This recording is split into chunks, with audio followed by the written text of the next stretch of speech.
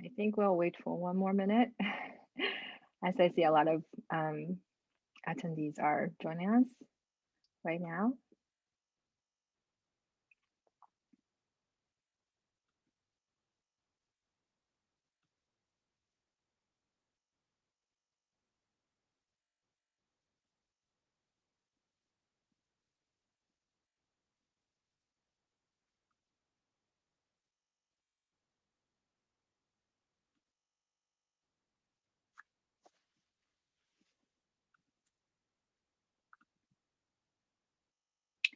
Okay, I'll just get our event started. Everyone, welcome to today's panel discussion, Data Journalism in the Years of Challenges. This event is co-organized and co-sponsored by Lehigh University's Department of Journalism and Communication and Institute for Data, Intelligent System, and Computation. I'm Haiyan Jia. I'm gonna be moderating today's discussion. I'm an assistant professor in the Department of Journalism and Communication. It is my great pleasure to introduce our wonderful panelists. With us today, we have Meghan, Data Director at the Washington Post, Troy Thibodeaux, Data Science and News Applications Editor at the Associated Press, Andrew McGill, Editor of Interactive News at Politico, Alexis Madrigal, Staff Writer at the Atlantic, and co-founder of the COVID Tracking Project, as well as Robinson Meyer, Staff Writer at the Atlantic, and co-founder of the COVID Tracking Project. Welcome.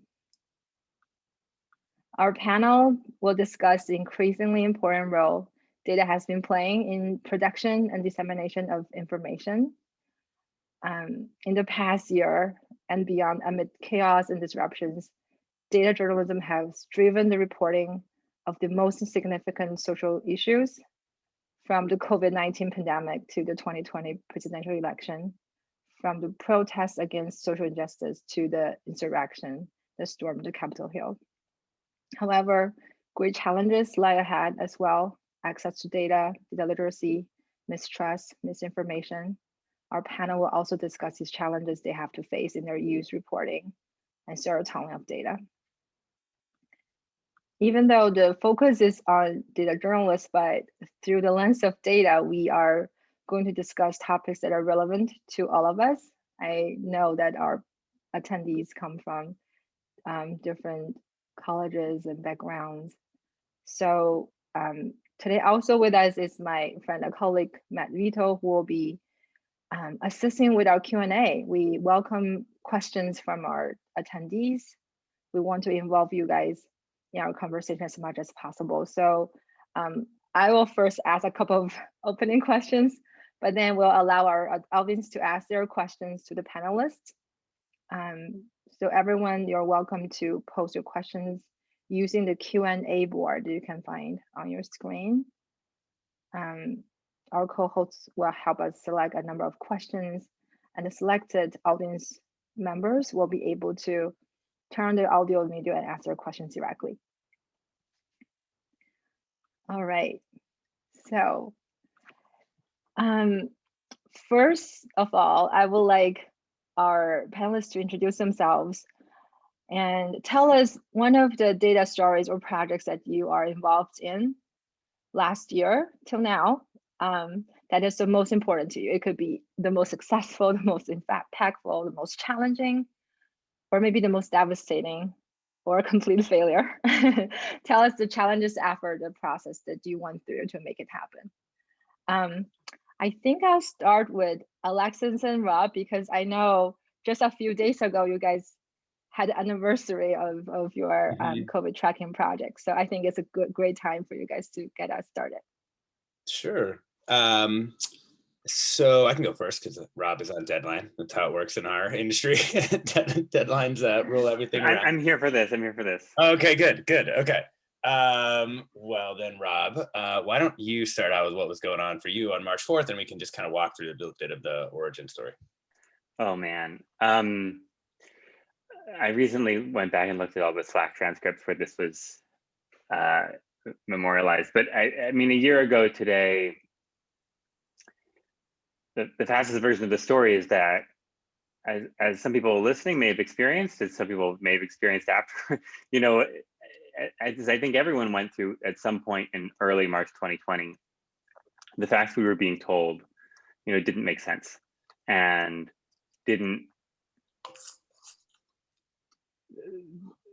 suggested the world was cracking in one of three ways. And it suddenly became paramount to figure out which way the world was cracking. And I think in that March 4th period, we had heard so much from Trump administration officials. You know, let me rephrase that. On February 26th, the CDC announced that community transmission of COVID was ongoing in the US. A few days later, it said, we've sent out testing kits to states. We're not actually going to report testing kits anymore. You should go to states to find out how many people they've tested. So many people are being tested that the CDC's numbers would no longer be accurate. At that point, it was like we were Roadrunner and Wile E. Coyote kind of running out off the cliff, and we didn't know how far to look down. We only knew how many people were sick with COVID in the country. We didn't know how many people had been tested to see if they had COVID. And there was no way to decipher the number of cases without the number of tests. The Trump administration had been saying for in increasingly large, the Trump administration was saying in increasingly large numbers that tests had gone out, that 75,000 tests had gone out, that by the next week, 1 million tests would be able to be done a day. But we didn't see any infrastructure of that testing system. There was nothing in the US that seemed to be happening like South Korea or Taiwan. Large public deployment of resources around getting people tested. So this didn't make sense. And we had to resolve it somehow. And I think that's when I called Alexis. Alexis and I have been furiously slacking about this. And it was right in that period that we decided that we were going to contact every state and just actually ask how many people they could test per day. And then in those communications, we also threw in a question that was like, by the way, how many people have you tested so far? And states started to reply with answers to that first question, but then that were kind of in a range, like, oh, we can do, 12 to 25 people a day. We can, but then their answers to the second question were very concrete. And they'd say, oh, we've tested 3 people. And as the numbers came back, it became clear that not only did the US we were not testing anything like the number of people that the Trump administration said we were testing, but we could only confirm that fewer than 2,000 people, period, across the whole US at a point where we knew that the virus had been circulating in the community for a week, had been tested, period. So fewer than 2,000 people had been tested at all. I'm going to popcorn to Alexis to keep telling the story. Yeah. So, at that point, we now know probably tens, even hundreds of thousands of people were infected with COVID. We'd only tested 2,000. And that method basically of going around to the states turned out to be something that a friend of mine from my freshman year of college was also doing, a guy named Jeff Hammerbacher, who was a data scientist who built data systems at Facebook and then gone into bioinformatics, sometimes much to his chagrin, credited with creating data science per se, but something he would deny. A data guy though, and he had built a structure of using Google Sheets that allowed us to sort of commit daily data. So, we'd do a shift and then we'd commit, that was like the day's data. Aaron Kassane had worked at Mozilla in a thing called Open News, which had, these kind of distributed kind of projects that were going on, and a longtime friend of Rob's. So she actually came in as the 4th founder, first volunteer in the door, and was kind of running things by the end of the first day.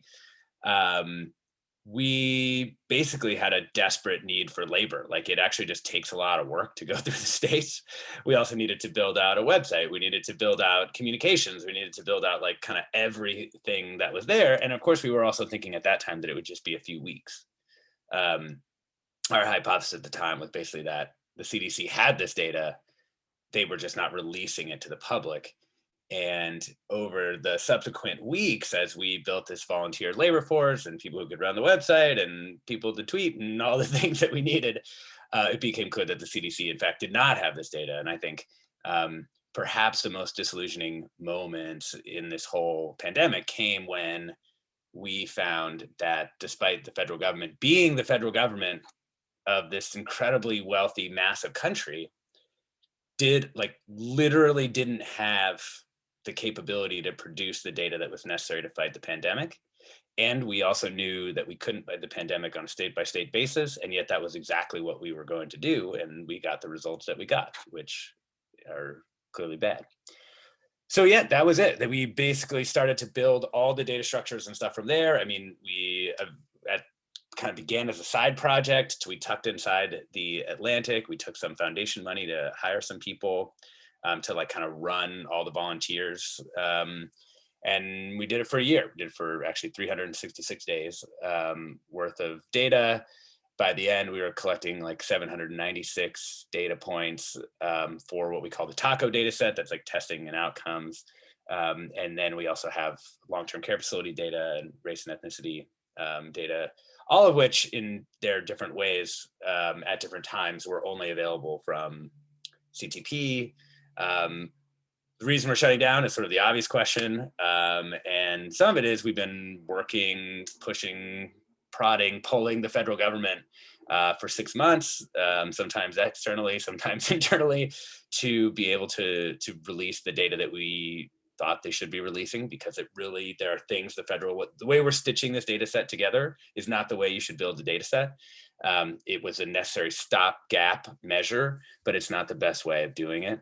And we found enough people inside the federal government willing to take up the banner and run with it, despite actually quite a lot of opposition from the CDC all the way throughout, that we feel we're really close to them really taking fully over all the things that we've been doing before, with the exception of just a few states and just a few metrics. So we feel pretty good about how far the data has come, and look forward to talking more with all the students about various vagaries of the data and our process if they're interested.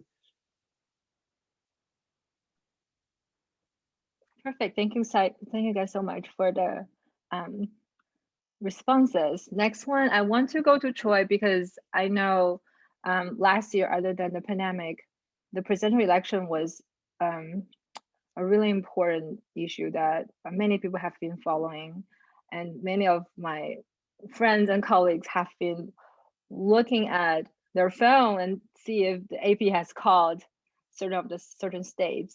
I'm not sure if that's the project you want to talk about, Troy, but I'll pass this on to you. Yeah, sure, thanks. And if y'all hear banging in the background, my house, I live in New Orleans, my house is sinking and is being shored up. Perfect timing. So that's what's going on. But so as some of you probably know, AP plays kind of a special role in US elections. We tabulate the data, we tabulate the votes, right? So there is no federal agency that is counting votes in all the states and pulling them together.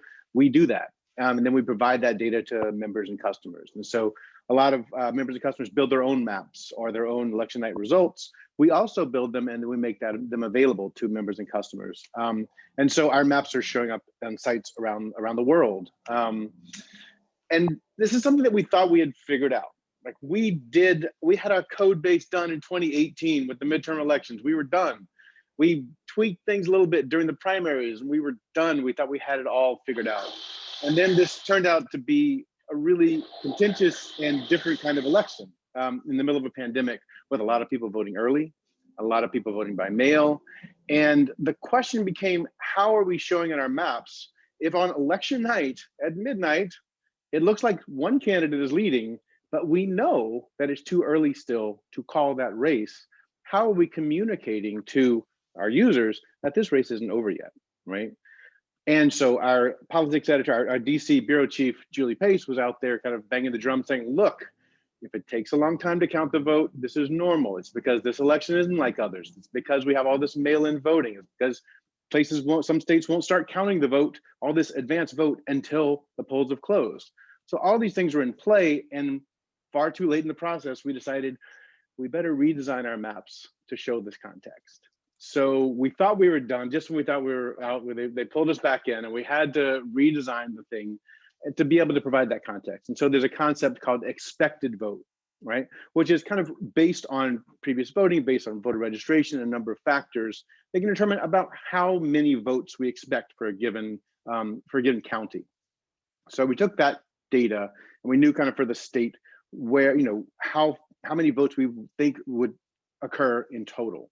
And so we designed a way to show how far along the election was, not just who's leading, which is one important data point. Who's leading right now is important, but really we needed to show how far this is from being callable, how far this is from being over. And so we kind of built that into every component of our map, something we hadn't done before. So we had this array down at the bottom, all the states that were uncalled, right? That we said were too early to call, that we could show how far along. We created these they were pie charts, but really they look like timers, because there's a one data point pie chart that we kind of would close up when expected vote got to 100%. So what percentage of the vote that we expect to get is in so far?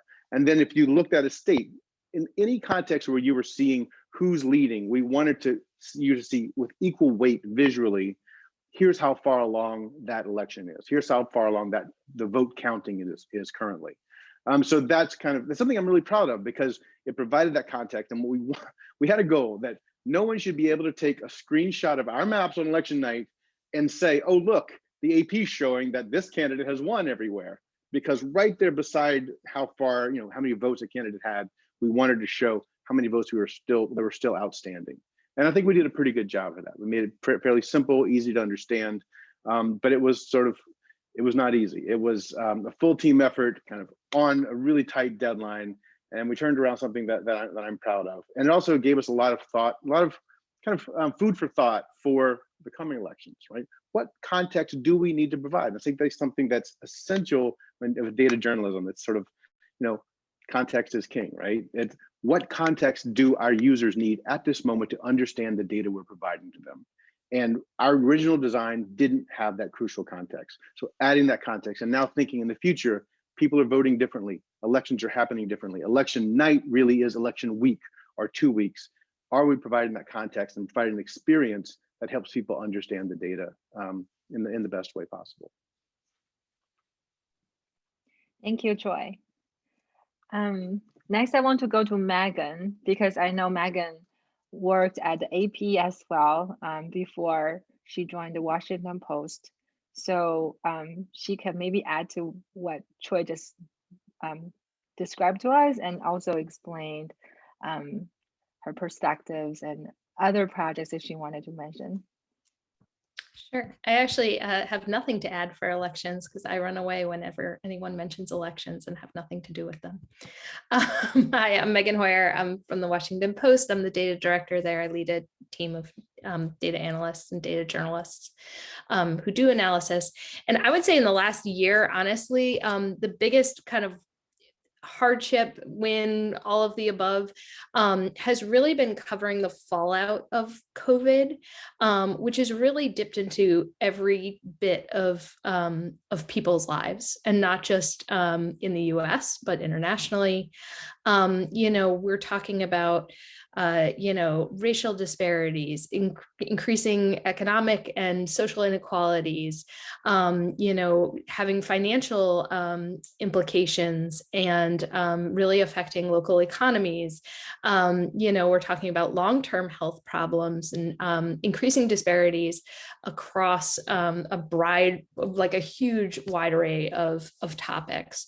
So really what I've been focused on in the last year is trying to measure things as they're happening in real time, which has been very, very difficult, and is not necessarily how data journalism and data itself is set up.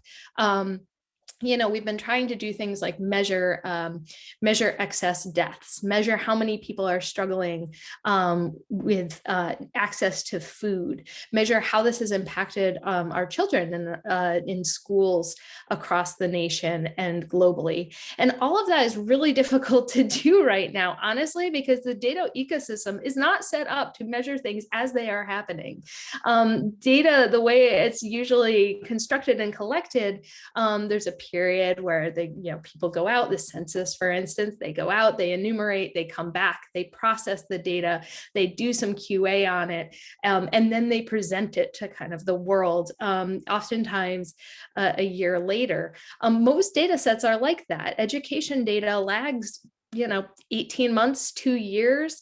Health indicators often lag. The CDC has gotten better on that, but death data lags a year. Other data sets from the CDC lag significantly longer than that. So all of this has been a challenge in the year to find data that can tell these stories as they occur. And that has been hugely difficult. So we've relied a lot on surveys of different sorts to be able to go out and see what people are experiencing in real time. We've looked at some proxy measures. One of the folks on our team at the AP last summer looked at FAFSA applications and how they had declined and where they were declining, because there were some significant trends as to who was still applying for FAFSA aid and who wasn't, as a measure of who was going to continue going to college basically in the upcoming year and where people were falling out of the college pipeline.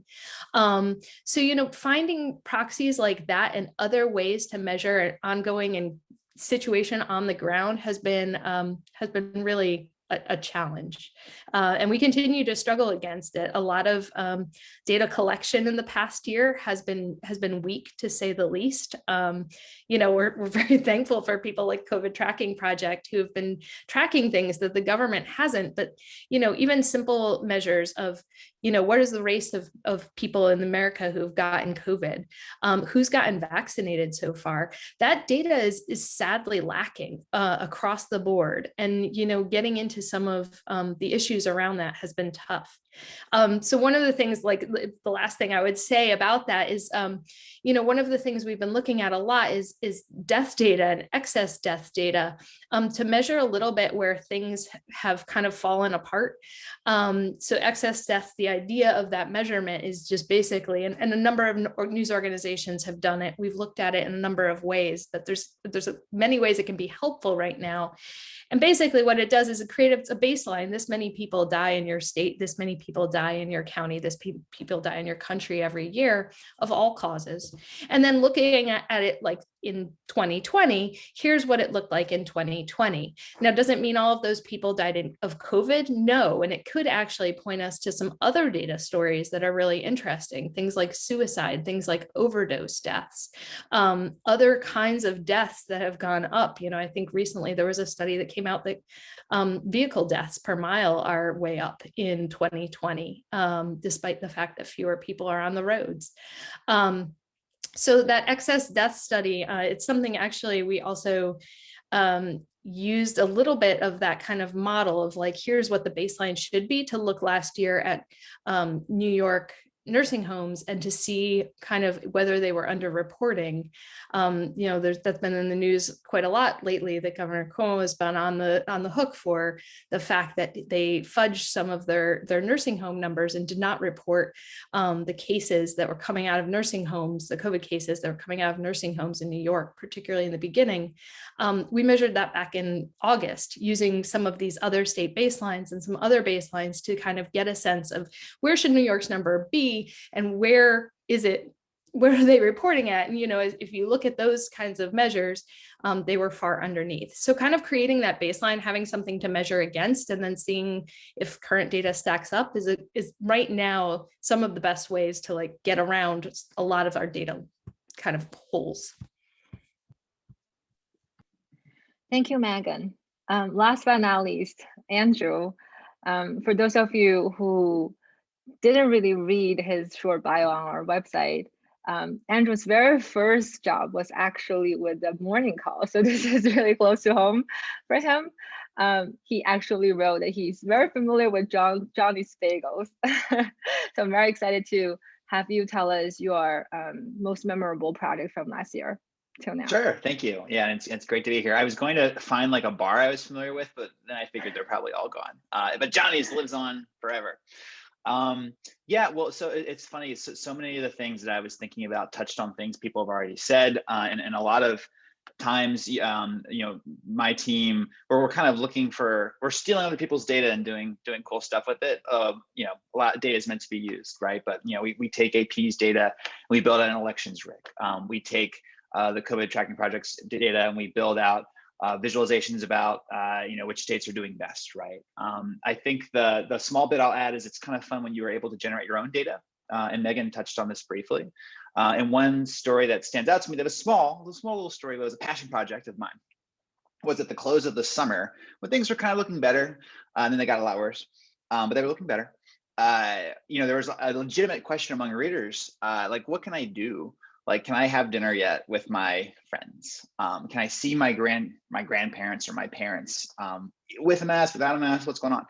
And you know, I think scientific consensus coalesced relatively quickly, but there was a narrow period where it was kind of like, I don't know, like, what's actually going on? And we did 2 surveys. One was of Americans at large using a survey company called Morning Consult, who was very happy to do surveys. Everyone should reach out to them in the news business to do some surveys. And we asked people to rate from 1 to 10 various activities. How risky do you think this is? 0, no risk. 10, extreme risk. And then we went out and I like drew on my network and the network of some academics I knew to get expert opinions to take the same survey. So we got epidemiologists. You think I would get it by now, to take the survey. A lot of folks from Johns Hopkins and elsewhere. And we kind of did an XY chart of like, okay, here's where people, regular folks, ranked the danger of various activities from 1 to 10, 0 to 10. And then here's, you know, the Y, here's how the experts did. And, you know, they kind of both tracked, but there were some outliers that were really interesting. And generally, the finding that I found at that point was that people actually were a bit more cautious than the experts, which was a counterintuitive narrative, because we had heard the opposite, and there were partisan differences there that were significant. But I like that because I came to it with kind of a question that I wish I had the data for. And so often, like Meghan said, you have to find proxies. You actually don't have great data for this one particular thing you're looking for. But in this case, I could get the data, and I got the question I wanted answered precisely, which was fun. Perfect. Thank you, Andrew. So in the interest of time, I would like to give our audience more time to ask their questions. I've already seen a few questions being raised in the Q&A board. I want to encourage you guys to keep asking questions there. So next, I would like to call out to Jack Lully, who asked a great question that I wanted us to have a moment to discuss. Okay, I think I'm there. Yes, we can hear you. Go ahead, Jack. First of all, thanks to Haiyan for arranging all this. It's an amazing panel. It's just incredible to see all this talent in one place. I guess it's one of the fun things that can happen with Zoom. So I had originally submitted a question on AI and data, and then it turns out one of my colleagues in computer science also submitted one and was much better than mine. So I'm going to actually read his so that I'm well covered. So we're asking that, it says, data journalism now involves the use of sophisticated machine learning and AI techniques. So what are some of the shifts the panelists have seen in the field of journalism as a result of this change? And I was kind of wondering even if it's still too complex for journalists to deal with, or if this is something you're dealing with on a regular basis.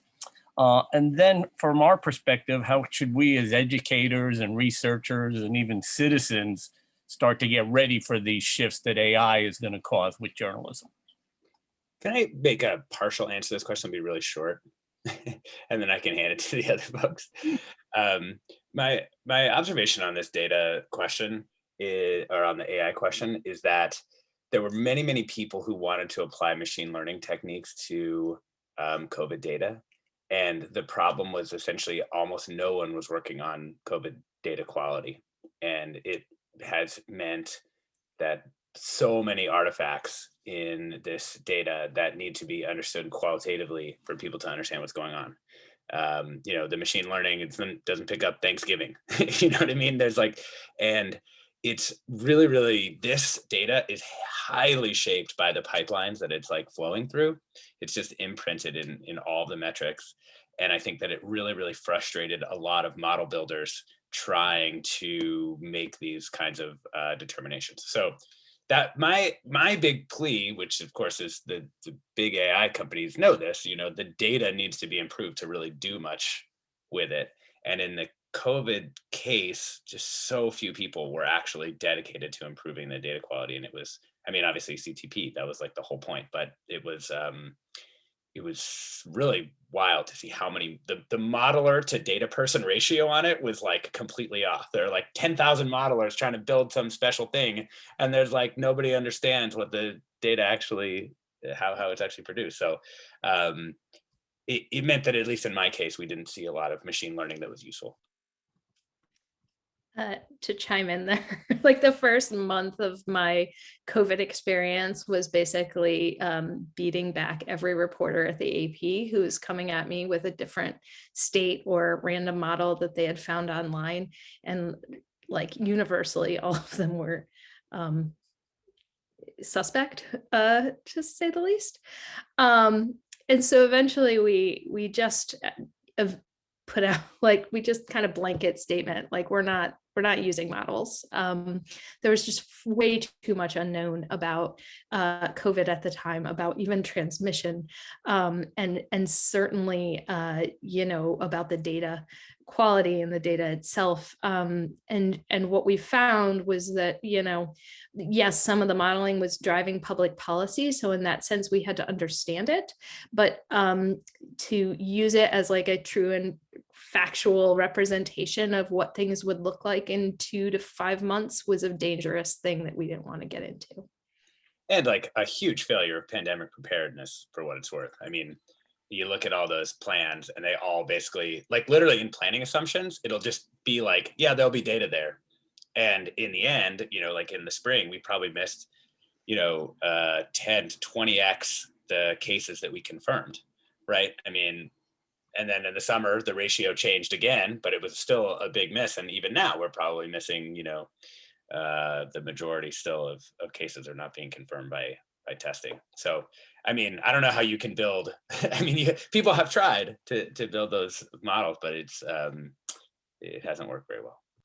I think what I'd add is that I think to get at the question of AI and data journalism more broadly, my expertise is Alexis is in COVID data specifically, and how our project started as a journalism project, just a very pure reporting shoe leather. We're going to call 50 state agencies and then see it then became a data project over time. But a lot of the unknowns in journalism world that we're interested in are election data or COVID data. The data sets are almost just not large enough for, and the kind of questions I think we're interested in answering are just not gritty enough. They're not of the texture that AI is great for answering. And I, normally when there's not a pandemic, I'm a climate change reporter. And even in climate data, there is work to be done to apply AI. And AI, is extremely important if I were, in computer engineering, and for really anything, any data that's being generated, obviously in a linguistic corpus or in a network sense or in an internet sense or an imagery analysis sense, obviously hugely useful. But in the climate sense, I know there's a lot of people have really struggled to figure out how to apply AI, for instance, to weather forecasting, in part because the data set for weather forecasting is actually not large enough. our total high-res global satellite record goes back to the 80s, which is, I think, tens of thousands of days of weather.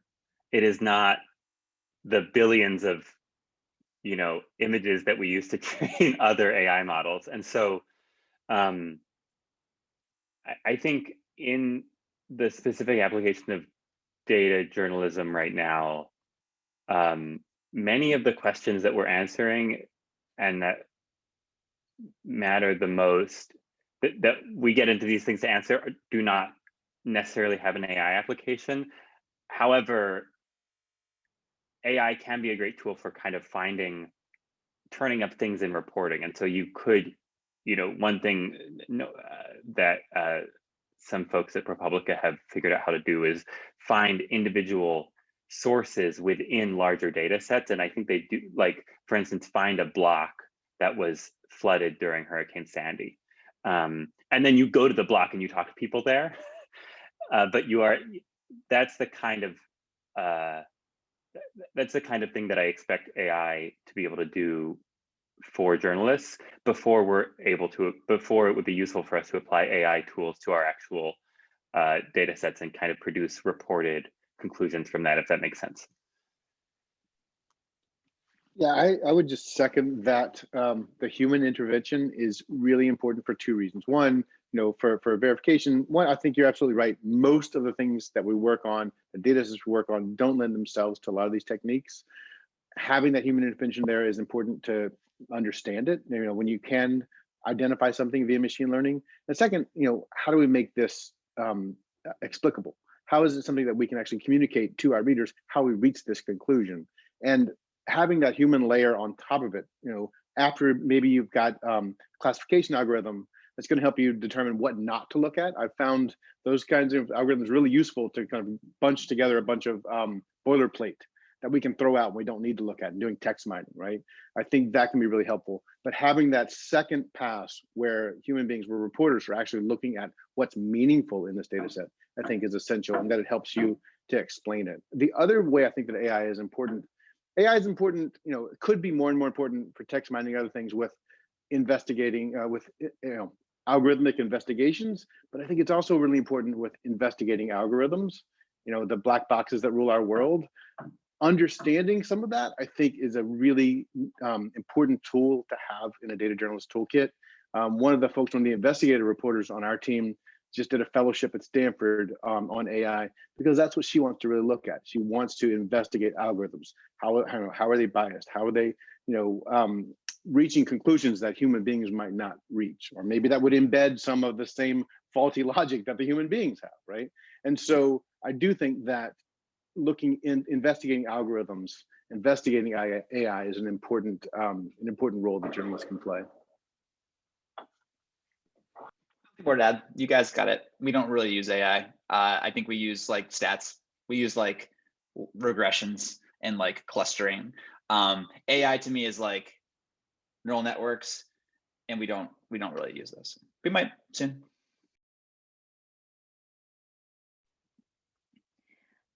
That's a great discussion, and it's somehow is related to the next question that our audience is asking. I love the comment that Troy mentioned just now. He said there's so much that AI can do, but there's also the need for human reporters to look at the data and find a meaningful aspect of it, because many times we will worry that we might be overlooking some of the most important aspects if we're just looking at the data. So next up, we have Claudia Jaswinska, who's going to ask a question I think is related to this aspect.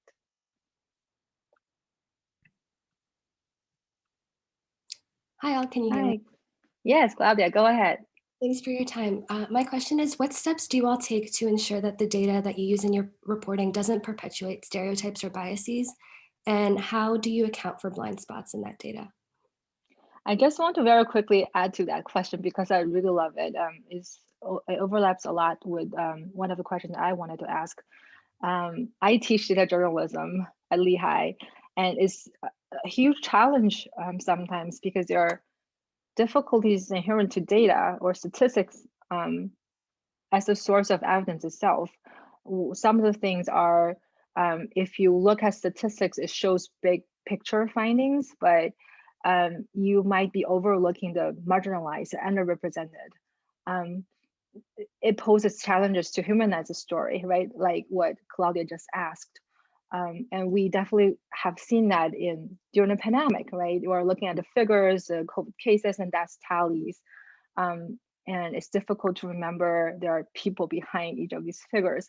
On the other hand, we also see that reporters may look for atypical anomaly because these are more newsworthy, but outliers could be misleading. For example, when we're covering cases where vaccination didn't work, it might give readers a wrong disproportionate impression of vaccine efficacy. So these challenges to me is underlying the data and the statistical methods that we're using. How do reporters deal with these challenges, and can reporters alone deal with these challenges?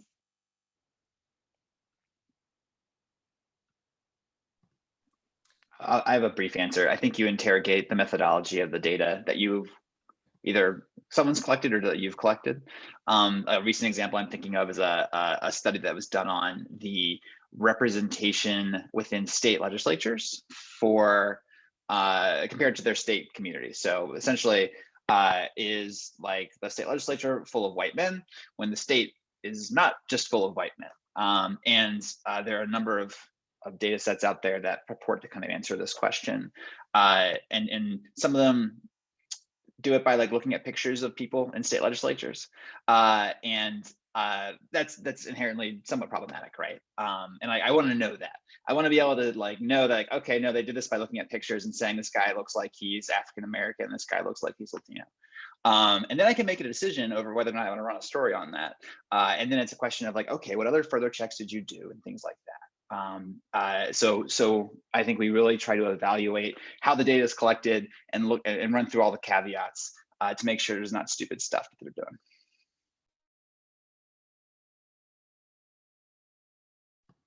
I have a slightly different answer, slightly. That's a good one, I think. But I think we've been haunted by some of the blind spots. I mean, known ones.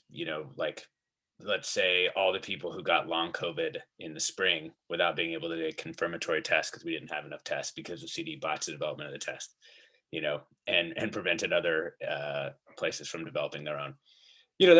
That's tough. Those people may never know, really, because antibody tests produce such ambiguous results for individuals, not at the population level, but at an individual level. So we've tried to call attention to it, that there are many things that we can't capture in the data that we have. And I think just being extremely clear and precise about what is there and what is not there, I think has been like a helpful way of doing things. And the other thing is sometimes you can create other data sets that help to do that kind of accounting of biases that have occurred. So, we built out the COVID racial data tracker with Ibram Kendi's team at BU to try and get a handle on some of those things. But, the systemic problems of accounting for racial disparity in the United States continue. Some states report a very small percentage of race and ethnicity for their deaths and cases, and some states report a lot, and that in and of itself introduces these weird warping effects. More significantly, our data significantly understates the disparities between people. I mean, the population in the United States of white people is substantially older than the population of most other folks, and so the age-adjusted risk that is shown by looking at some CDC files is much higher than you would see even looking at COVID tracking projects, race and ethnicity data. So also making sure that people understand that even if they're seeing a disparity on COVID tracking project, there might also be an even greater disparity because you need to do that age adjustment, which wasn't possible in the early days.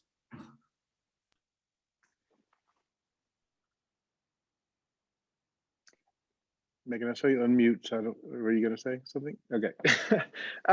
So we're really kind of grappling with this issue in a number of ways. Now, one of the ways that we're looking at it is we have a member on our team whose background is in small population demographics. She's done a lot of work with the LGBTQ community And in looking for these kind of the missing people who would be missing data points, you run into some sort of statistical issues. And so she's working with researchers and kind of looking into what are some alternative statistical approaches that we may use. And hopefully this is something we'll be adding to our style book at some point, and hopefully she'll be doing a blog post on it.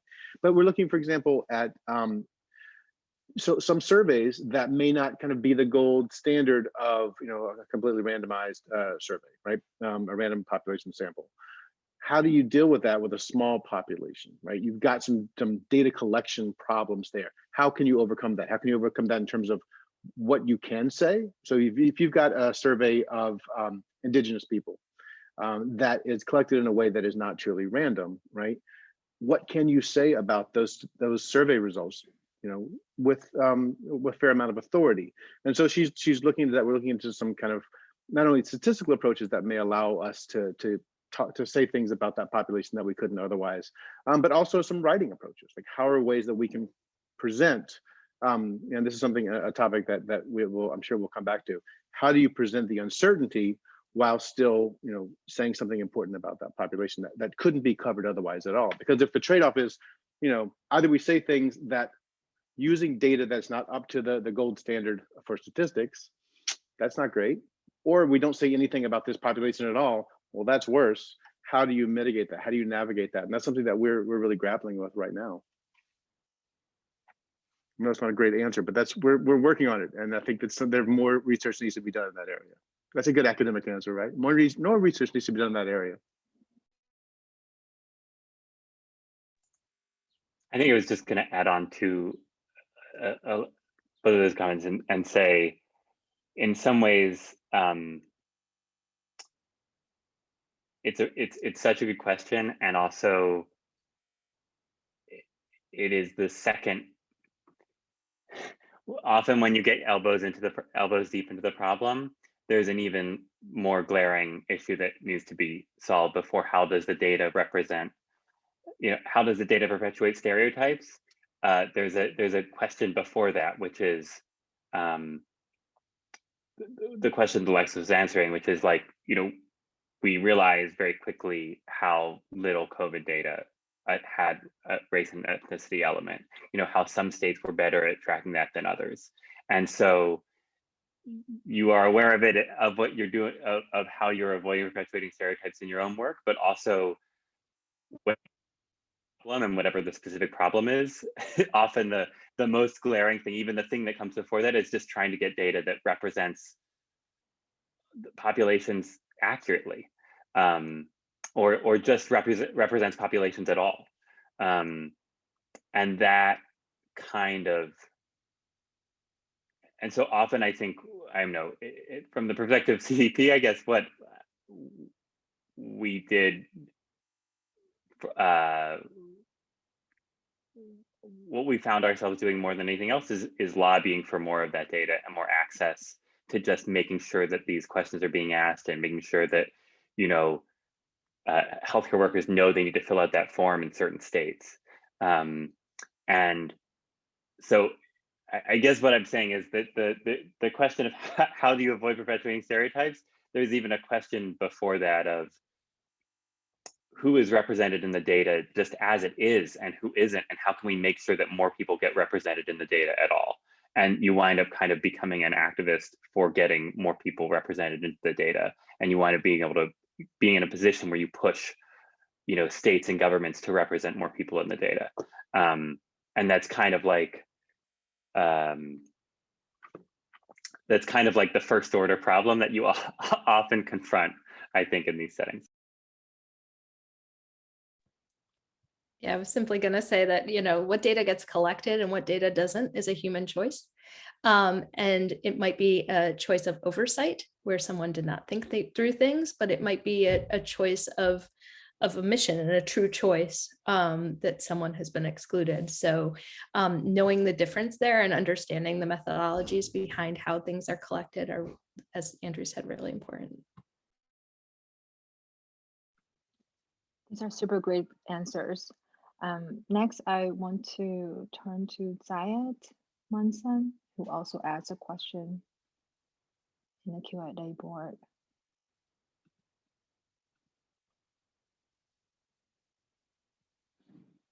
Hi, Syed. You're here with us. Yes, yes. Sorry, my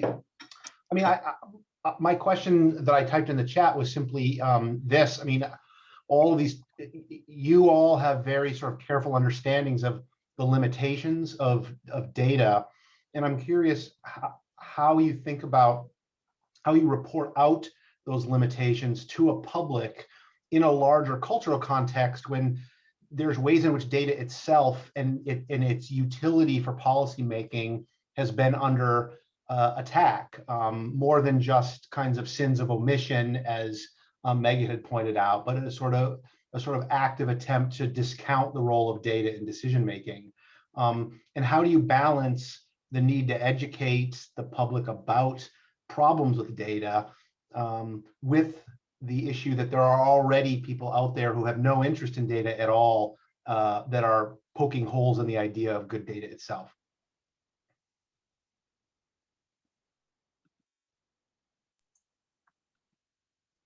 I think you're speaking to a larger journalistic issue in which fact-based reporting is irrelevant to certain media segments, to use a weird phrasing. I think my team always puts like ridiculously long nerd boxes at the end of stories, right? I'm always like, cut the nerd box down, like, you know, only nerds read this. And they're like, I know, only nerds read this. And it's where we describe like the painstaking details and steps we took to clean this data, process this data, get this data, put it on a graphic in front of you and send it to you. I unfortunately don't have a great answer for how to attack the larger societal issue, except that I am putting my work in front of you. And I'm trying to build trust that way. There's probably a better way to do it though.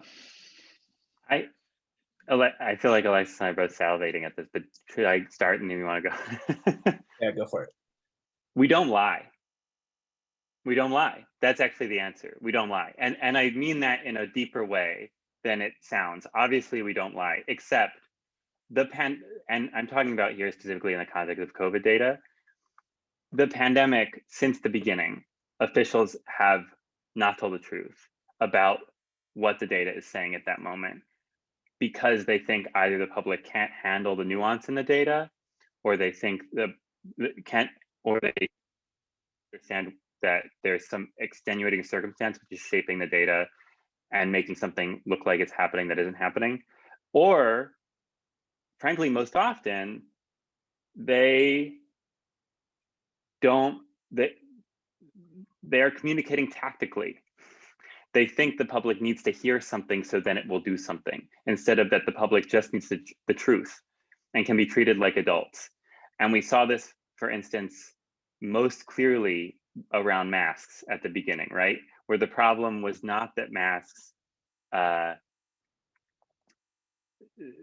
were a number of empirical questions around, like, do people touch their face more with masks? But there was another question with masks, which is that we didn't have enough of them. And so the federal officials, including Anthony Fauci, said, don't buy masks, don't go get masks. They don't work. Not because they didn't actually work, but because they needed them for healthcare workers. That's a strong example. But throughout the pandemic, we've seen times where there's a shortcoming in the data, and instead of explaining what's happening in it, public officials will use it to draw some conclusion that they think will then make the public act in the way they want the public to act, instead of just asking the public to act in that way. The most recent example, a few weeks ago, the director of the CDC, I mean, this is coming out in our story tomorrow, or in 2 days, but the director of the CDC talked about how cases were rising again in the US. But if you had familiarity with the data, cases weren't rising. It was that case reporting, the pipelines, had this huge hiccup caused by the winter storms. And that then when the cases caught up and showed back up in the database, it looked like they were rising. That's just a hiccup, you know, cases weren't rising. But she said cases are rising, and what this shows is that the public needs to like stay active, you know, maintain all these activity, keep social distancing, keep wearing masks, you know, don't reopen. there's just been so many times where officials, and frankly, in climate, I see this too, where there's an interesting nuance in the data that comes from some data pipeline. It doesn't mean climate change isn't real. It's just some nuance in the data. And instead of explaining what that nuance is, officials will capitalize it and just tell like a just so story that is a tactical communication to make the public believe what they want the public to believe, instead of just telling them the truth. And so the answer is, we don't lie. Yeah, and I mean, I think there's a deeper part of it too, which I really believe, which is that I don't think we should be data blind in making these kinds of determinations, having a response, like doing policy work. Like data is one way of looking at things. And like I come at this work mostly from like a science and technology studies angle. That's kind of my like para-academic background.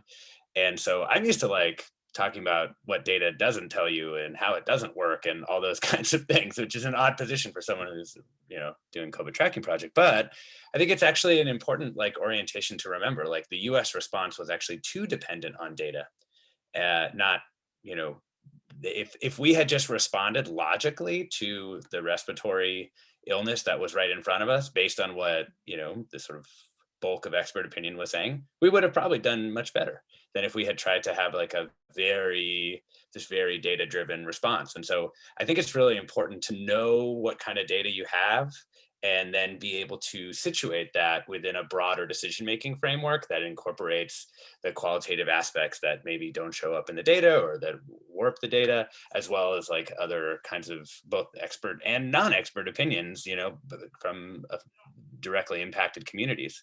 You know, if you waited for racial data to show up, you would have waited quite some time from the federal government.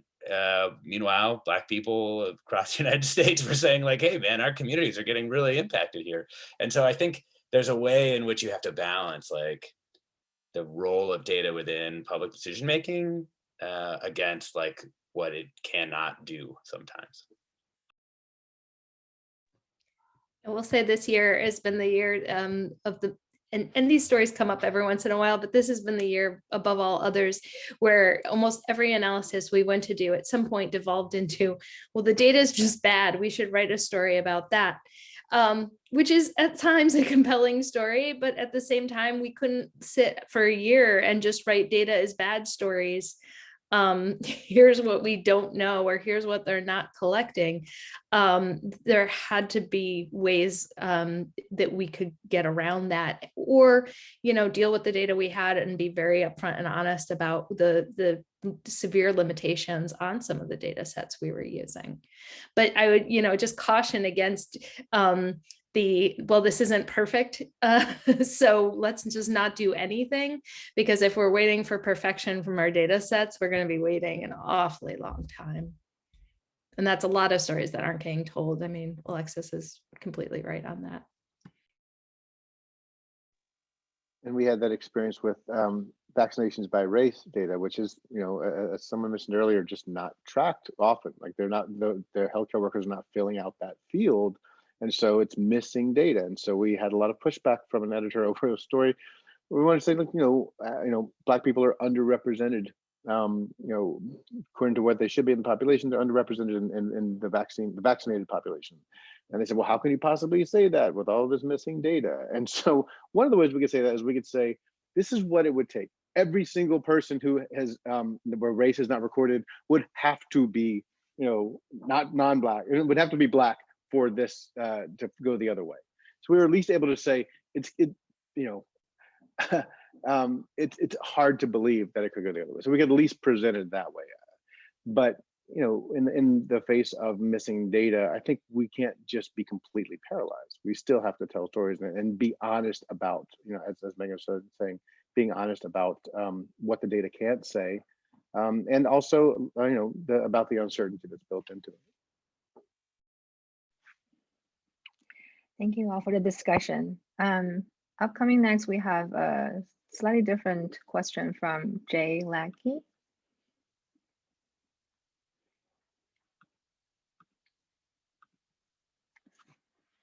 Hi, Jay.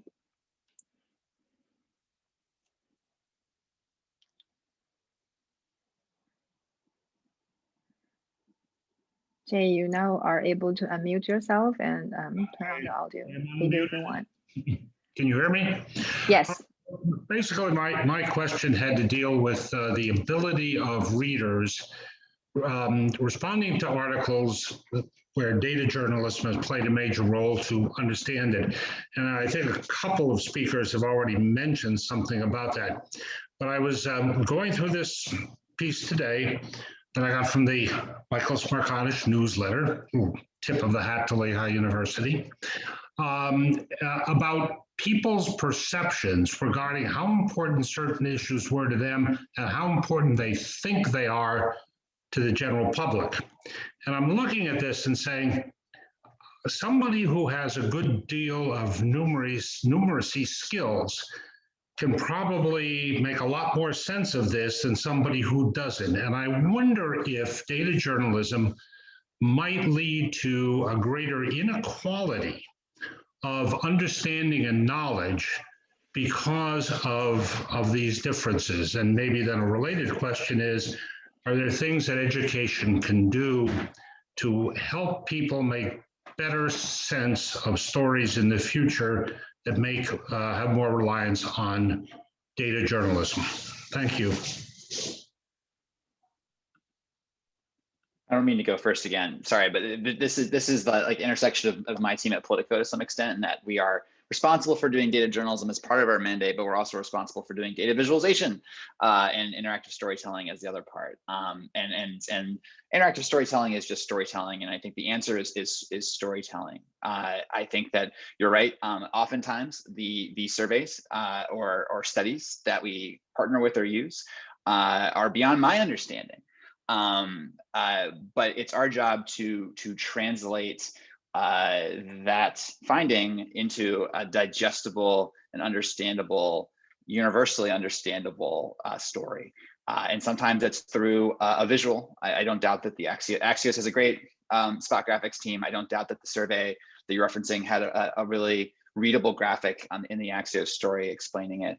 And all the kind of work that the wordsmiths at our organizations do are all with the sole purpose of doing exactly what you're talking about. I mean, I think that's the whole point of our jobs. We're the democratizing influence that's taking really complex math and bringing it into a readable format.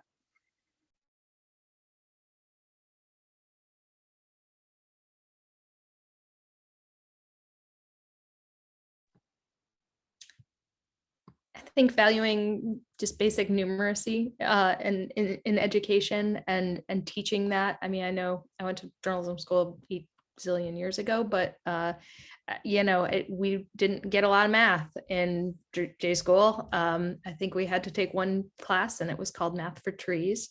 And it wasn't officially called that, but that was its nickname. But it was basically the math for kids who don't do math, and like that was all we got. And you know, that was, you know, severely lacking. Honestly, it didn't prepare us well to be good consumers of media, much less creators of media going forward. And so, you know, I would advocate for that on a much stronger basis.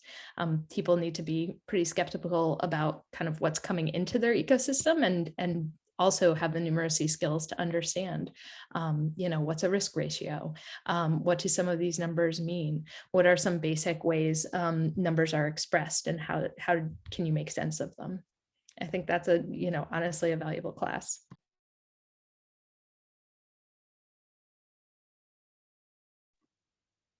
One other thought that shook loose is like the hyperbolic example of I think our job as the media to make math accessible to folks that don't have super high numeracy. Is you guys might remember this. It was the New York Times' like first foray into using like 3D graphics. And it was the bond yield curve, which I actually still don't get because it didn't really impress on me, I guess. So I need to go back to it. But they're like, here's this really complicated thing. It's actually super important. It shows how the economy is changing. And like this one part of it's like going to show something about how the economy is going in the year 2013 to 2014. And we're going to show it to you in 3D and like spin it around in minute detail and step you through it. And I at one point briefly did understand the bond yield curve. And I think that was the power of storytelling to make me understand something I would never have understood otherwise.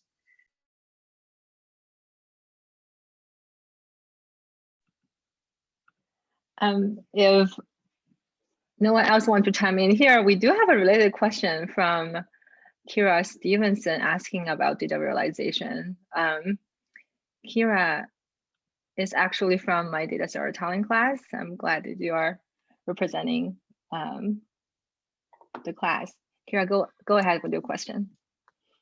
Yeah, hi, I want to thank you all for meeting with us today. And my main question is, where do you see data visualization going in the next 10 years? Like on this date, 10 years from now, what's some new aspect, or what do you hope that it's most used for? And also, what's a current kind of problem that data visualization has that you think, if addressed, could turn into one of its biggest strengths? I really love that question, because the many projects we discussed so far, visualization plays a huge role, right? The election, the pandemic. So I love that we're discussing this question right now. Yeah, I hope, we in COVID tracking project had a pretty relentless focus on what we called speed to knowledge. Like the pandemic was really complicated. And we wanted to pull out as many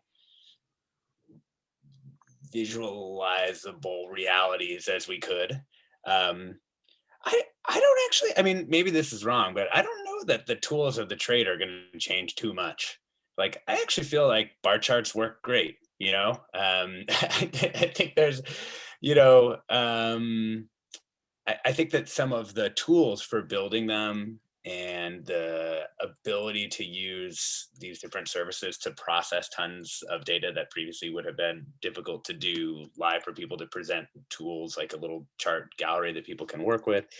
Like that seems to be the main thing. But honestly, I don't think the game has changed from what I have seen. I don't feel like the game of data visualization has actually changed too much in my career, which is one of the only things maybe in journalism that hasn't changed very much. But I'd be interested to hear what other folks have to say.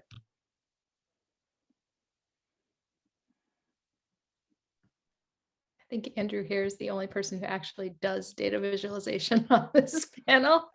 Yeah, I kind of agree with Alexis. I think I can think of one innovation, which folks that have been in the biz longer than me can tell me if it's not actually an innovation. I do think that the scrollytelling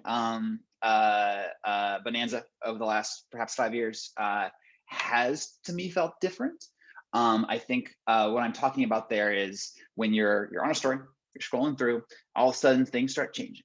And like something might stick here, and like a line starts drawing itself, and there's still words, and you're reading them, but it's in the context of a linear thread that you control as the user, and you can scroll up and down. I think prior to scrollytelling getting big, data visualization was like a box in a story that you'd like come to, and then like there'd be like little toggles, and you toggle it. And no one toggled things because people don't do that. They want to read the story, and like I genuinely think that was an innovation that. But I agree, that's probably the only one I can think of right now that tops like the basic supremacy of bar charts. The only problem I see that maybe 10 years out we will have solved is how to best size data visualization for phones. We struggle with this on my team all the time, but everyone's got their Mac monitors and they're thinking about the coolest thing they can do in that space when the majority of our users are using their phones like me. I use my phone all the time. And we need to make better visualizations that are sized for that device. I think one of the limitations, at least for the visualizations that we produce, and I think a lot of other folks in the industry do, is accessibility right now. That is a real problem. I went to a great panel at NICAR recently where they were talking about, when people talk about accessibility of data visualization, the first thought is, oh, it's color blindness, and there's this whole range of disabilities that that require different means of presentation. And I really like the way you phrase your question, because you're asking about what is the greatest problem now that could be a greatest benefit. And if we are able to make accessible data viz, we're going to know how to communicate better through data viz. And in solving that problem, I think we'll come up with better data viz.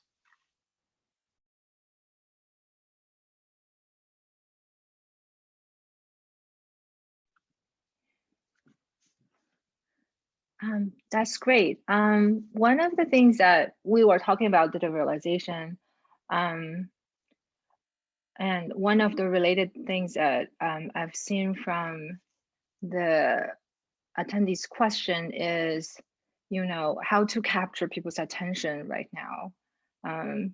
We're in our doom scrolling times, and how can consumers better assess reliable and trustworthy information?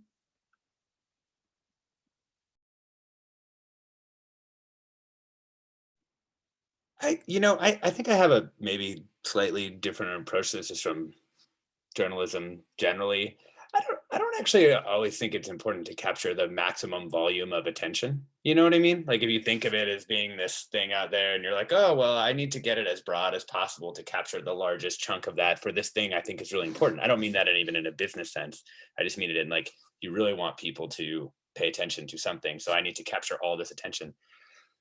I think sometimes it's easier to imagine a more precise network that you're trying to tap into and a set of people who would be interested in that thing and making a thing that's good for a specific set of people, with a certain level of understanding or a certain kind of innate interest, and then hope that those people then send it out to like the next levels and onward. And I think that, if sort of content is just like, homogenous like scoops of things that media organizations produce, I feel like audience can be sort of like the same thing. It's just like this, it kind of pairs really nicely with that version of content, which I hate. So I think getting like more precise about like, well, who are we trying to influence with this? And I think, a lot of the orgs that are on this call actually do a better job of that than we do at the Atlantic, generally speaking, particularly with like important and investigative things. It feels like a lot of the orgs that have been around for longer doing this kind of high impact journalism are extremely good at making sure the right people see it, whether that's state legislators, whether that's like policymakers, whether that's like people who are in a particular field. I mean, those are the people you really want to understand as far as I'm concerned, and the bonus audience that you get of people outside of that is great. But there's a lot of different ways of drawing attention to something aside from just making it like the broadest thing possible. I would say the things that have stuck with me the most in the past year, for sure, have been the pieces that almost went simplistic. Honestly, we're hit with so much, and everyone is covering at this point that, the news cycle is so shortened. Like the life of a story is like hours, if that. That the stories that can kind of step back and take a very like high level view of an issue or reframe an issue, have been the ones that have stuck with me. So, yes, we're all deep down in the mud of covering COVID on a day-to-day basis. We know that inside is dangerous. El País did a graphic story in the fall, just looking back at like what it looked like inside 3 different scenarios of rooms. And the thing that was so impactful about that was it was really clear. It was really simple. And they didn't assume that you already knew something and that you hadn't read the 40,000 stories that had preceded it about this issue. It was kind of all you needed to know right there. And I wouldn't just, limit that to data stories. Lots of the best even narrative work in the last year has taken a really high level look when so many of us were so focused on the day-to-day and the immense amount of churn that occurred in the last year. Can I just give a soulless tactical answer real quick for how to compete and gain broad attention, which is really good art. You should pay your art director as well and develop a house style. The Atlantic has a house style. I can now see this now that I'm outside of it.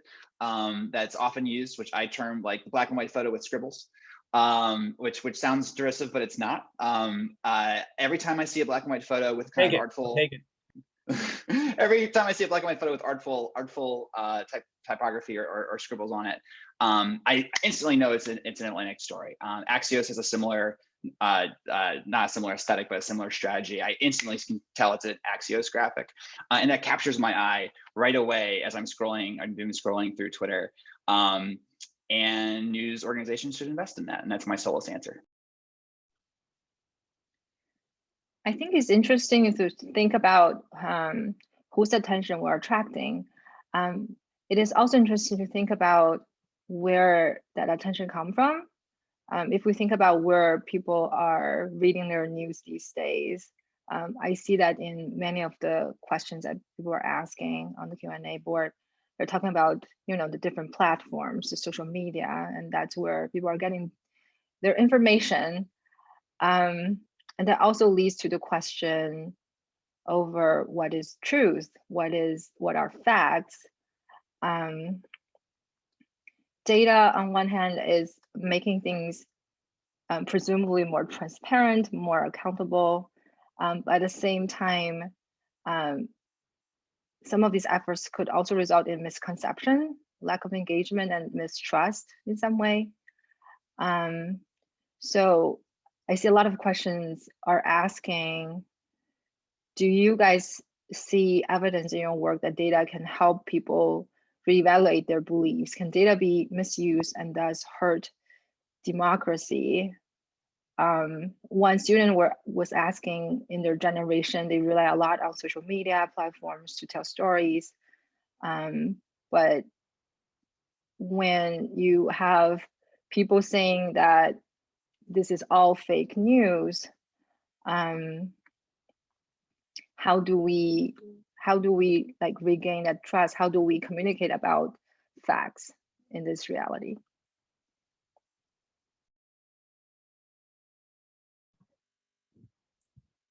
When you log in to use IPM's data from the census, the microdata, you have to agree to a statement that you will use it for good and never for evil, which is a kind of a funny terms of use agreement for a large statistical data set.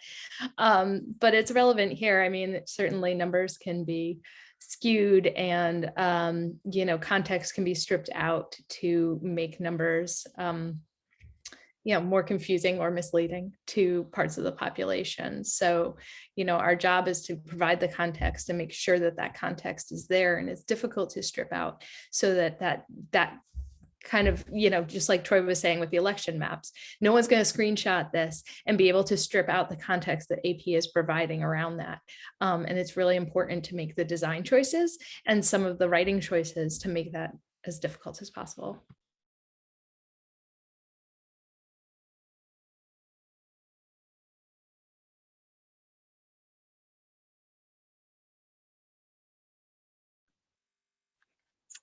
Any other thoughts from our panelists?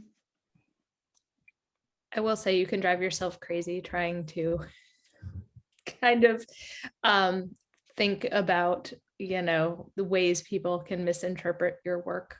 I mean, I think that it's a smart thing to think of in general, but being paralyzed by fear is not a solution to this issue either.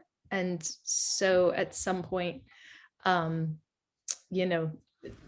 it's a little out of our hands. I hate to leave it up to someone else or something else, but The only thing I was thinking about as you were saying there is it's also our job not to amplify bad data or bad data. Like there's tons of surveys out there that are really fun, but they're bad. And they have really interesting conclusions, but their methodology is bad. And we have to hold ourselves to a high standard to not broadcast those. We want to be amplifying good data, not bad data. Absolutely. There's a couple times even this year that we said no to government data sets because they were simply too bad to use. And, the government wasn't too thrilled about that, but it's part of our responsibility to do the QA and to make sure that the QA has been done on the data that is reliable.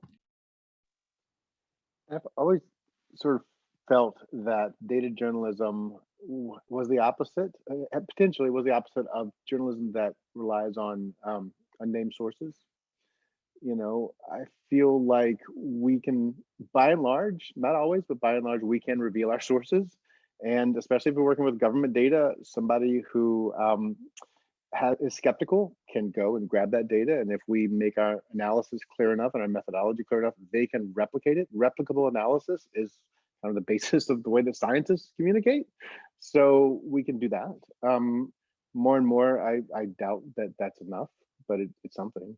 You know, I think that's the best we can offer. Full transparency of our sources and our methods and how we got to our conclusions, and let us at least argue from the same foundation of fact.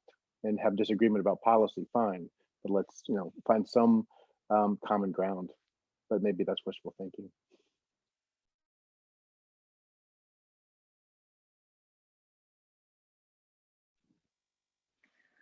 I also want to talk about the collaborative nature of many of the projects you guys have been working on. Many of the data projects involve a lot of people, a lot of hands. I know, for example, Alexis and Rob mentioned this when I go to your website, covidtracking.com. If the audiences haven't checked that out yet, you should. You have a long list of volunteers and people who are involved in the process. And I know at the AP, you guys are also collaborating with local newsrooms and you know, other parties. Can you guys speak on that and talk about how you make that work? Mm-hmm. How you talk about it for CTP, which is different because, you know, we have to sort of sustain, you know, volunteer interest. And I think what really came out of it is two things. One, people like doing something useful. There's a thing to do, you know, there was a shift to run. And that was kind of the main thing. It was kind of like that feeling of like working in a restaurant, you know, lunch rush would come and, you know, everyone would do all the thing and then you'd be done and you'd sit there with your buddies, like hanging out, you know, I mean, that's really how the project felt internally, I think. And then another thing that extended to our paid staffers too, but really began because we're a volunteer project is, and I feel strongly about this for all organizations, is really like a culture of gratitude is the way we talk about it. You know, people get very, not just like, hey, thanks, but like very specific thank yous about the stuff that they're doing, even if it's just part of their job. And we had many times in the project where people, and actually I would say particularly women on the project who'd been working, you know, 30, 40 years in the workplace were like, I got more thank yous here in 2 weeks than I got in 20 years of my working for my other company, you know, like a lot of sustaining the many hands was being really appreciative, recognizing work that's oftentimes invisible, like the maintenance work, the maintaining of different sheets and tool tips and annotation sets, those kinds of things. I mean, one thing we saw through the course of the project, and not to make this a purely gender-based thing, but it was really striking.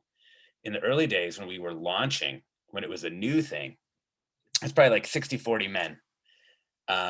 Here at the end, it's like 70-30, even 80-20 women, because as soon as it wasn't launching a new thing and it was about maintaining a thing that was running, and that it was about like keeping things going and cleaning up these circuits that were running in the whole project, all the dudes bounced. I mean, and it was a shocking, you know, I mean, you hear about this a lot, obviously. The maintenance work, you know, there have been artists making projects about this for 40 years, you know, that like maintenance work and really kind of care work in a lot of ways gets gendered in this way so that men don't want to do it.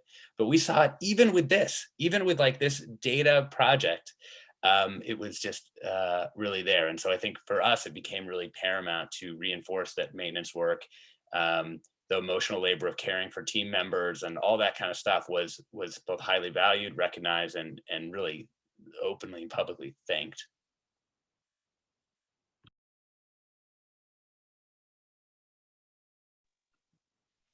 We do a lot of collaboration with, you know, AP reporters around the country, around the world, and with partner organizations. And Meghan led a lot of them when she was at AP. And one of the things that I found that kind of crystallized for me from work we did with the Marshall Project. And one of the things that David Eads there recommended is so simple, but it said, have a mission statement for a story, for a project, for a data gathering project, whatever it is, have a clear mission statement you can refer back to. And if you have a shared mission that everyone has agreed to, I think that goes a long way. I think that, you know, and that I think it speaks to what Alexis is saying as well. There's clearly a shared mission there as well.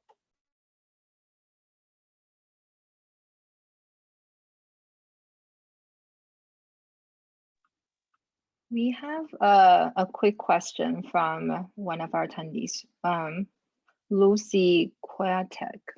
I wonder if she's still in our audience.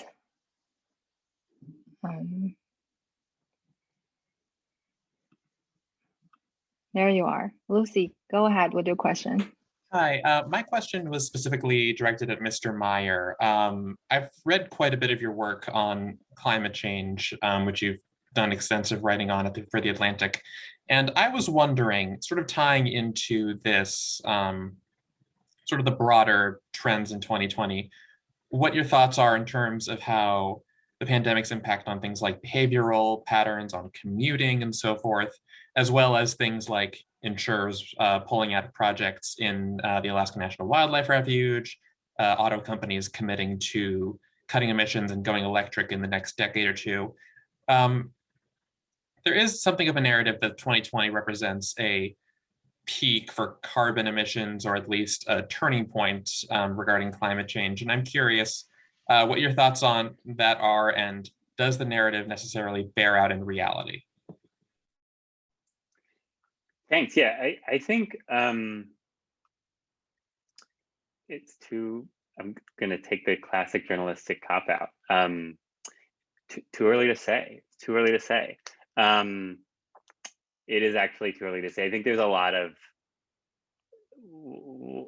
I mean, you just provided a better list of changes that happened in the past year than I could on the spot. I think the move of the larger, I think one thing we've seen that is particularly striking is that financial institutions have pulled out of, or at least changed how they seem to approach funding carbon intensive projects. And that is a big change, and will be felt kind of down the societal pipeline. There were a lot of smaller alterations,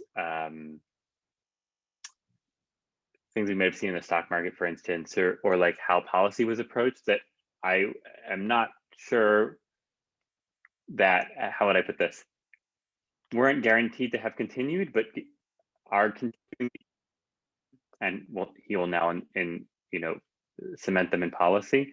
So I'd say it's too early to say. I think what we have seen that's definitely true is that between 2017 and 2020, there wasn't a change in approach to how the most powerful institutions in the US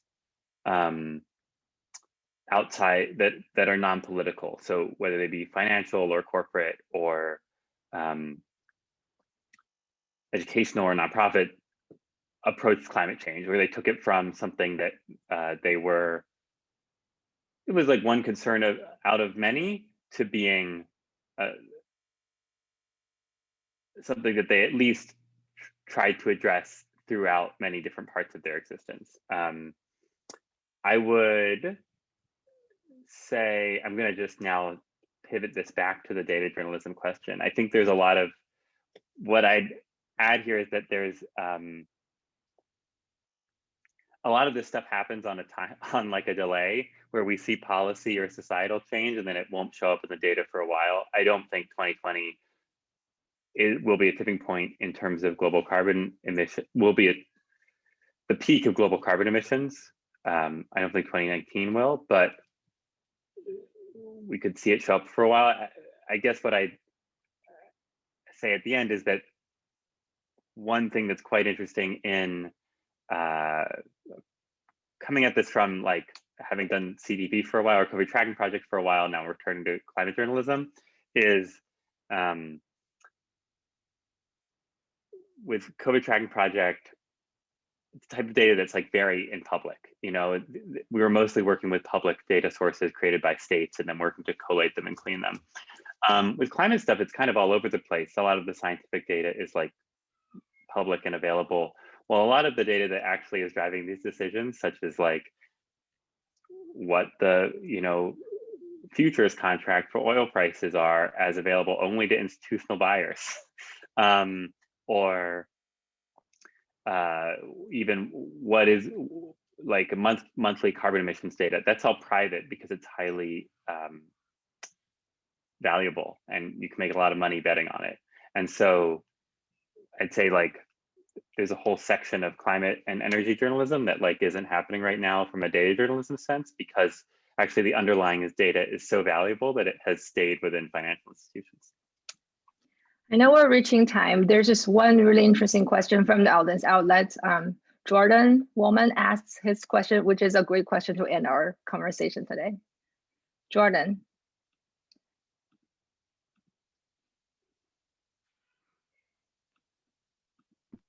Hi. So my question is, I'm wondering, like, as I'm kind of thinking about the year in review, this time last year, if anyone remembers what you were working on at the time, and was there a big project that you were, you know, getting ready to publish that had to take a backseat due to the chaos of COVID? And how have you just in general kind of balanced the workflow between, you know, the constant daily grind of COVID data and stories to tell versus like longer term stories that you may have had dreams about this time a year ago? Did you ever return to that project? Did it get shelved kind of forever? Just kind of curious about that. Well, shit, Jordan, I have such a good one. I have to go first on this one. I finished the draft of a book I've been working on for several years in like mid-January of 2020. 6 weeks later, we were doing COVID tracking project. I feel like honestly, I lost a year of this book project. And how are we balancing it? Pretty terribly, I would say, across the board. I don't think anyone is managing to balance it all that well. You know, it's been for most newsrooms like a total survival situation, I think. And I don't even know how people who had to do data work for the election as well as for COVID at the same time. I mean, that it just feels like too much. But, you know, on the other hand, I feel like the point of my book is that life expectancy gaps should be closed, period. And there's no moral loophole to get out of that. Race and ethnicity and zip code should not determine how long you live. You know, I mean, and I feel like COVID has really driven that message home in many different ways. So hopefully the book will end up being good anyway, even though it's going to take like so much refiguring. So thanks for reminding me about my book.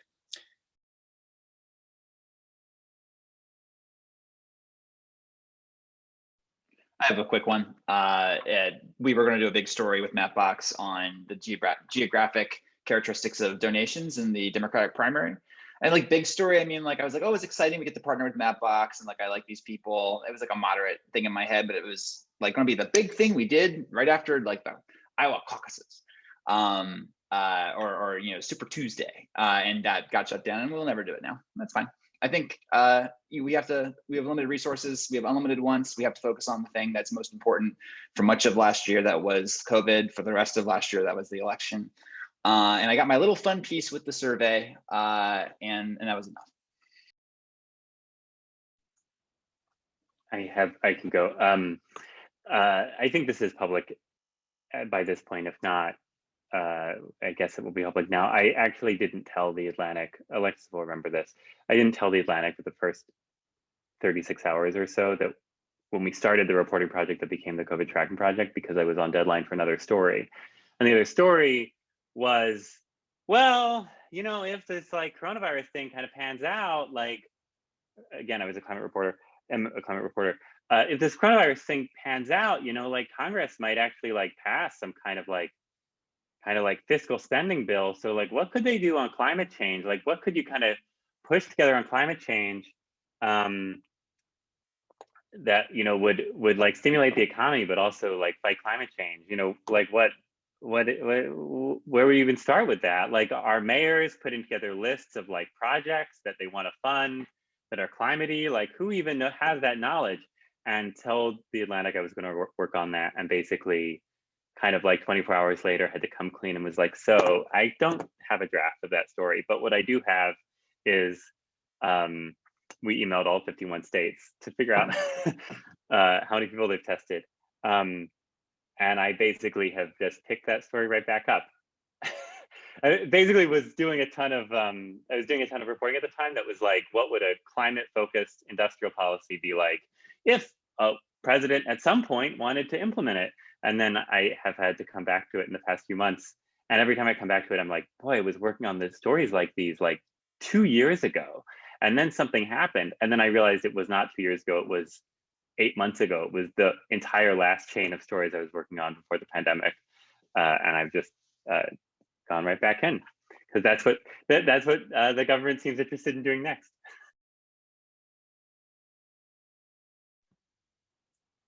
So yeah, about the first month was just kind of like March, April was just kind of just getting through the day every day. At some point in April or early May, we just stepped back and looked at some bigger projects we had on our calendars, and we're like, okay, there's a lot of these that we're just not going to get to this year. And a couple of them, I will say, at the AP involved partners. So we had to go to those partner organizations and just be like, we are just not going to be able to work with you on this. We don't have the capabilities or the resources at this point to be spread this thin in this and going in this many directions. So there were 2 projects with partners that we begged off on. Both of those projects have since gotten done by the partners. So some good non-COVID related journalism got out there, and we didn't hold anyone up on that. But I do think, this year is a lot, and I see this going into the post as well, and talking to my new team here of like picking up a little bit where we left off. Things that were planned for early last year are now just starting afresh. We had a raft of sort of editorial priorities that just went out the window, gone. And then early this year, people have been coming out of the woodworks with their investigative stories in particular. And we'll see like how to balance that. I don't know, because we're still covering this, and we're still breaking news operation, and we still have to do all of those things. So, we have to be judicious, but there are lots of important stories that aren't getting done right now. And that's just the truth of it.